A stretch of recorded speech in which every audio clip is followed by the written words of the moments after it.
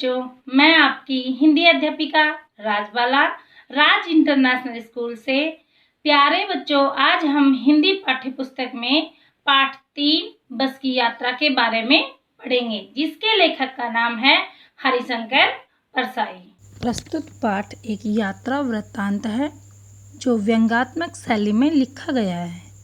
इस पाठ के माध्यम से यह बताया गया है कि प्राइवेट बस कंपनियों के मालिक कैसी कैसी खटारा बसें चलाते हैं।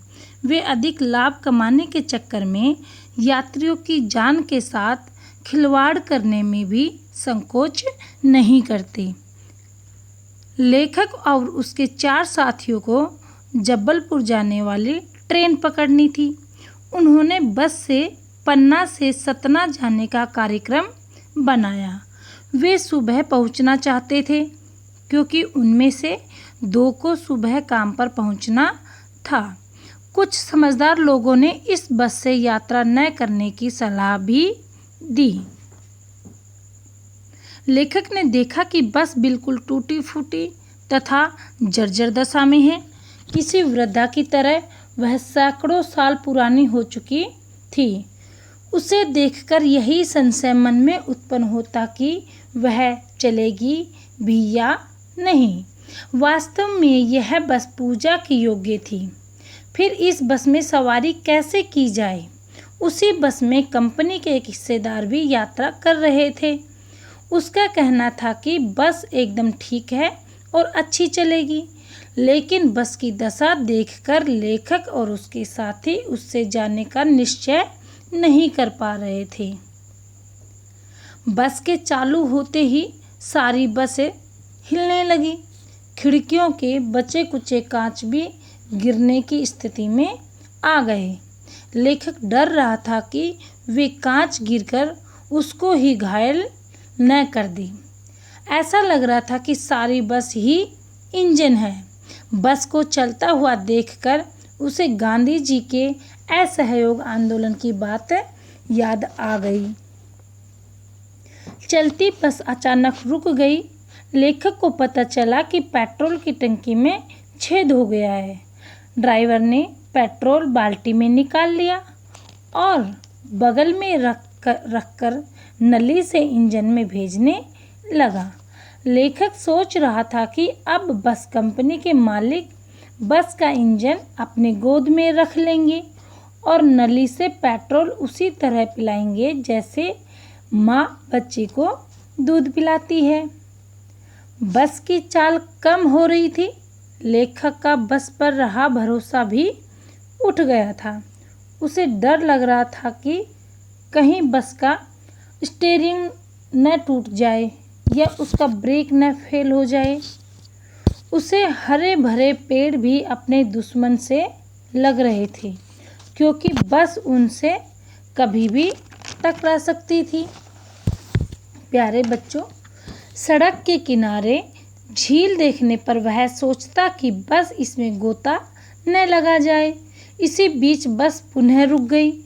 ड्राइवर के प्रयासों के बाद भी बस नहीं चली।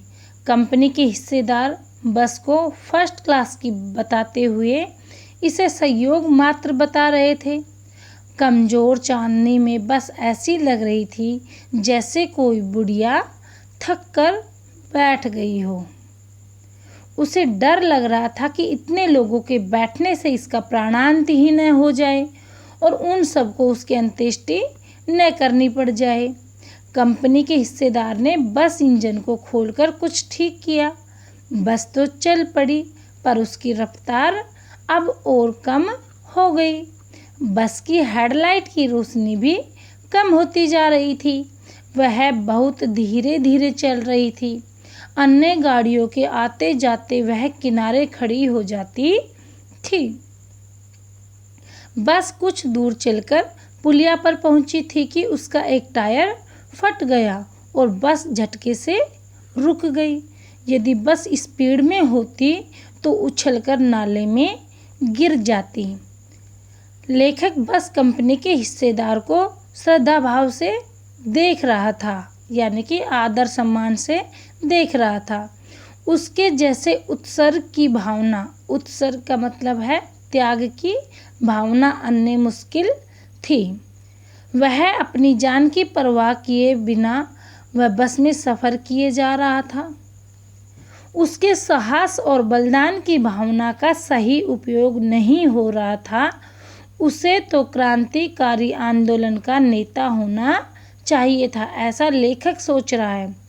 बस के नाले में गिरने से यदि यात्रियों की मृत्यु हो जाती तो देवता बाहें पसार कर उनका इंतजार करते और कहते कि वह महान आदमी आ रहा है जिसने अपनी जान दे दी पर टायर नहीं बदलवाया। दूसरा टायर लगाया और बस पुनः चल पड़ी। अंत में लेखक और उसके मित्र पन्ना या कहीं भी जाने की उम्मीद छोड़ चुके थे। प्यारे बच्चों, पन्ना यहाँ एक जगह का नाम है। उन्हें लग रहा था कि पूरी जिंदगी इसी बस में बिताकर उस लोक को चले जाना है, क्योंकि इस पृथ्वी पर उसकी कोई मंजिल नहीं है। अब वे घर की तरह आराम से बैठ गए और चिंता छोड़कर हंसी मजाक में शामिल हो गए। इस तरह से लेखक ने अपनी यात्रा को पूरा किया। प्यारे बच्चों, यह पाठ आपकी समझ में आया होगा। धन्यवाद।